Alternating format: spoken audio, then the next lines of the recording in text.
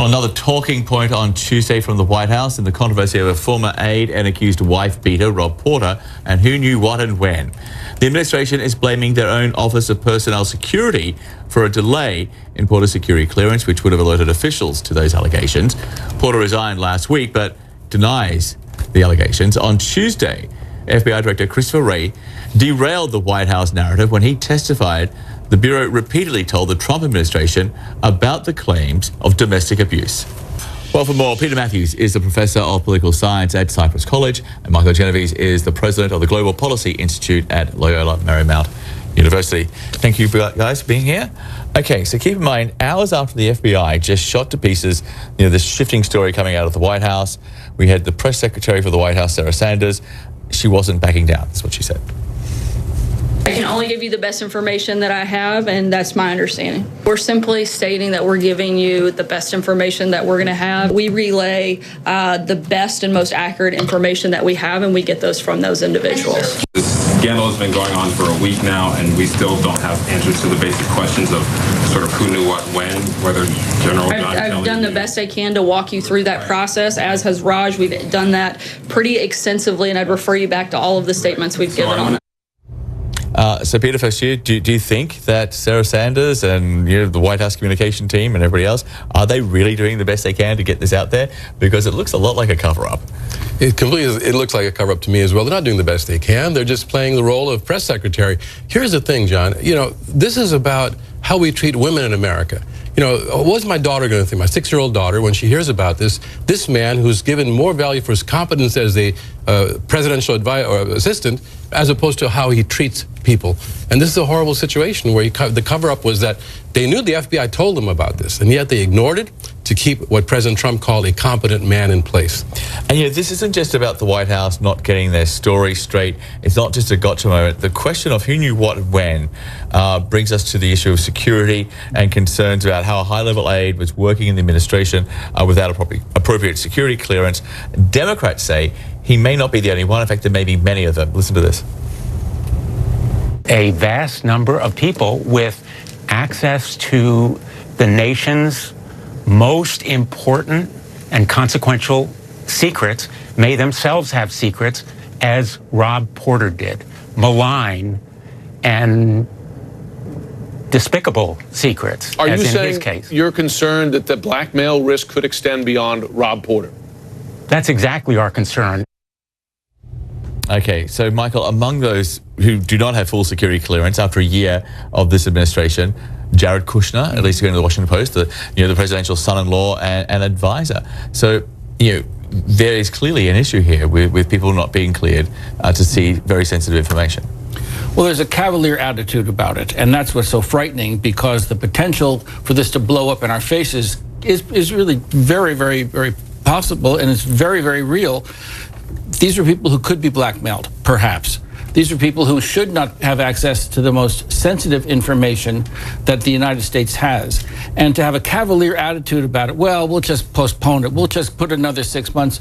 Or if we get caught, we'll just blame it on the White House Personal Security Office, which is a minuscule little office of little importance in regards to this, suggests that either they don't care or they got caught and now they're trying to cover up their own mistakes. And that's probably the latter.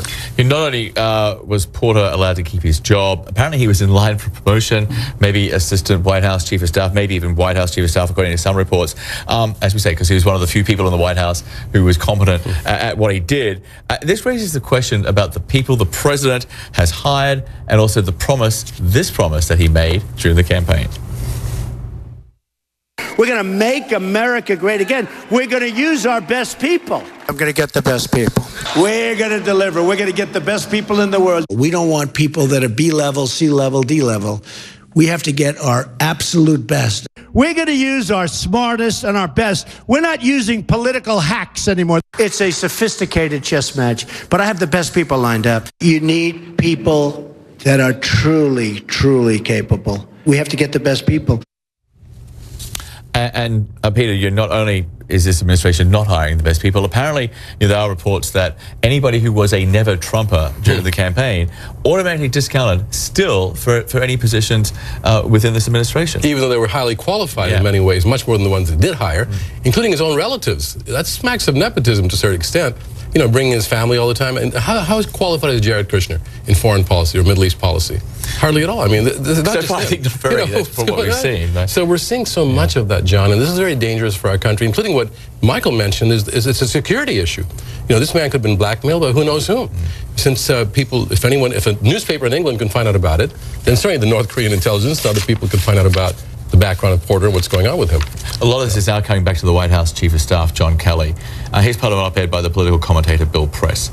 In his short 6 months in the White House, Kelly's already demonstrated that a general's uniform alone does not necessarily qualify him for Chief of Staff. This isn't the first time he's screwed up royally. He lied about Representative Frederica Wilson, the Democrat. He praised Robert E. Lee. He claimed there would have been no civil war if people had only compromised on slavery. He contradicted Donald Trump on the war. He called those who did not apply for deportation protection through deferred action for childhood arrivals lazy, and now he's defended a man denied a security clearance because he was accused of beating up 2 ex-wives. Michael, at this point, how long can Kelly stay in this job? Well, you know, John, all our heroes have feet of clay.